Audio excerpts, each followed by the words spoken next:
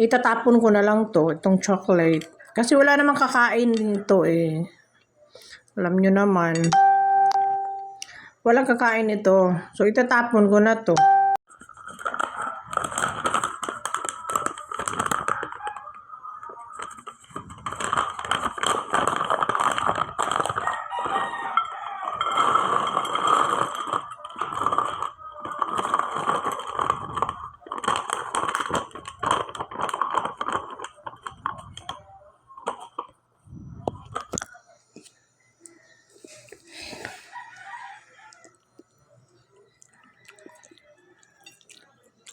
Hi guys.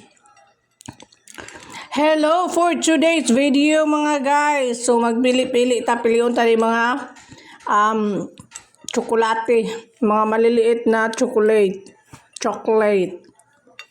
Ayan. I-segregate natin ito. Kasi bawal akong kumain ng chocolate. Bawal ako kumain ng chocolate, guys. Pwede ako sa mga ganito. Almonds and nuts. Pero, ayan. Hiwalay natin ng mga chocolate dito sa ating Daily Fix Trail Mix. Ayan. Nutty and nice.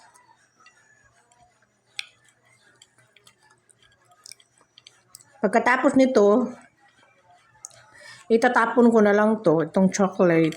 Kasi wala namang kakain dito eh. Alam nyo naman. Walang kakain ito. So, itatapon ko na to. Ngayon, kung gusto niyo naman to, hala sige, puntahan nyo rito sa bahay. Bibigay ko to sa inyo.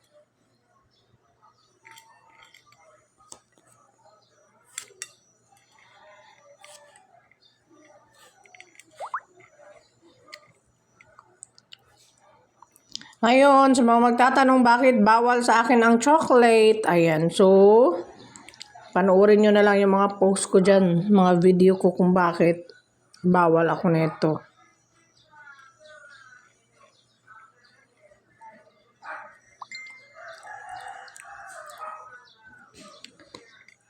GERD patient ako, guys. So, maraming maraming komplikasyon. Mataas ang cholesterol ko, mataas ang uric ko. Kaya maraming bawal sa akin na pagkain. Mga ulam, piling-pili lang. Minsan, natitrigger, sinusumpong ako. Sobrang sasakit na ang tiyan ko kasi nakakain na pala ako ng mga bawal. Kahit konti lang yung makain ko, guys, basta bawal. Yun na, mag-trigger siya ulit.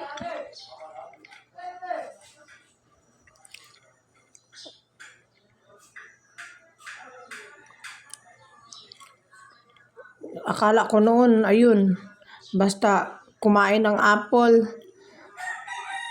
safe ka na hindi ka na magkasakit. Yun pala. Sige lang ang kagat ko ng apple. Bakit hindi ako nagaling? Nagkain naman ako ng mga healthy foods. Yun pala, guys, pag meron ka ng GERD, kagaya ko, hindi pala lahat ng prutas ay pwede mo nang kainin. May mga prutas pala na nakaugalian mong kainin, kailangan mo nang ibawas sa diet mo. So yun, panay pa rin ang kain ko ng prutas na mga hindi akma na pala, hindi na ko na pwedeng kainin. So ngayon, inalis ko na yung apple sa diet ko. Ang hirap magkasakit, guys, kasi ito, ang mahal nito. Ang mahal. Pag may mga panahon na nagno-nausea ako after meal, so ito ang kakainin ko, ngunguyain ko. Ayan. Diba?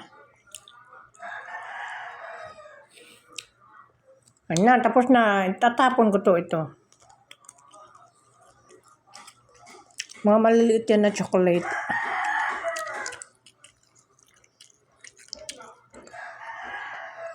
mga choco bits.